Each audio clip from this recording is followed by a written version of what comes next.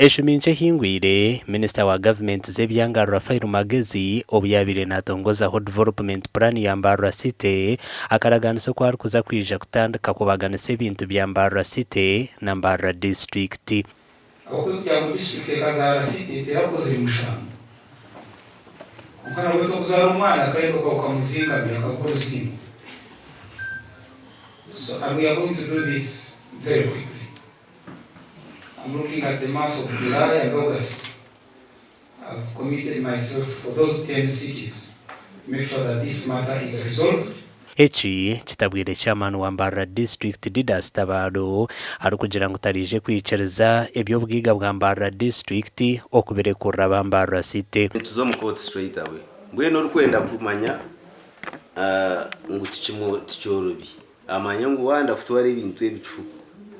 Kote ni yari turamura. When bategeka government, Mbarara District is under the government of the Republic of Uganda. Mbarara City is a local government also under the government of the Republic of Uganda. Tabaro nagamba ngo mu binte bine omuri Mbarara City nababyihamwe intase ya miliyoni 9 buri mwaka kandi tarikwisha kwicereza okubigabira Mbarara City. So tokubasa kutwara miliyoni zanje runane zina ezabantu bakashare batiremu ba investingiremu ngo zigabirogu nawo wabira ine bintu bye utaragerezeho ku investing. Nureba na Yesu kwiyabire nahereza yahereza Abeli wa resident amwabira ine echango kurugero mu kwiyazire ngo batunge hat kandi yimwe barkwenda ngo bizowa kiru apana numba mwatana na Bibuli.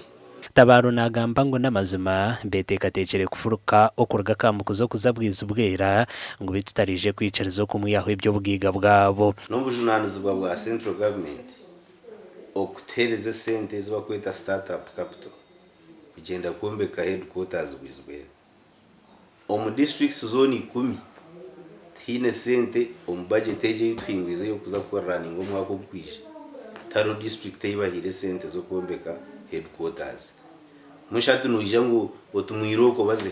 Robert Kachebezi meya wa Mbarara City nagamba ngo hati bineciza ubuco butagira za office zo kushitamusamwa abakozi kandi ngo betekatechere kufuruka bakazomorka mukuzi. So hati to twagira ngo twaza umurka mukuzi ntwatahezire mate ahubwo kuba tukuba engundi ibiri tuzishitama mu kiraro kimwe cyo cyo kubasika engundi ibiri tuziza mu kiraro kimwe nabwo nkibancisha kubi okushanga uriyaho uriyonoye bembera abantu uri president wa Uganda konka ngwiwe utaha Rwanda ningo wa Rwanda ngo ari Kampala ariyo nayi bembera abantu ba Rwanda nore ngo icyo ngiba kitakusiya abantu guhereza.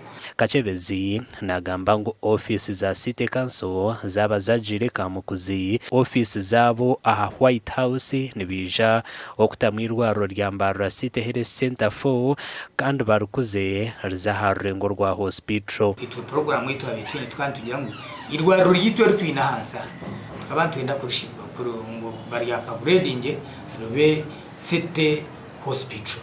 Ahari kibanza cyo kwa Mushanje mu mwaka gw'2020 nubwo rurembo rwa Mbarara rwatongoza ubwa okuraga hari Mbarara District bito ku rugobo hatwireho kunyura mu guha ahagati y'abebembezi babiraba owa Mbarara City hamwe na no Mbarara District barukufo kugabana ebintu ahabwa TV West inde area Sertugusa.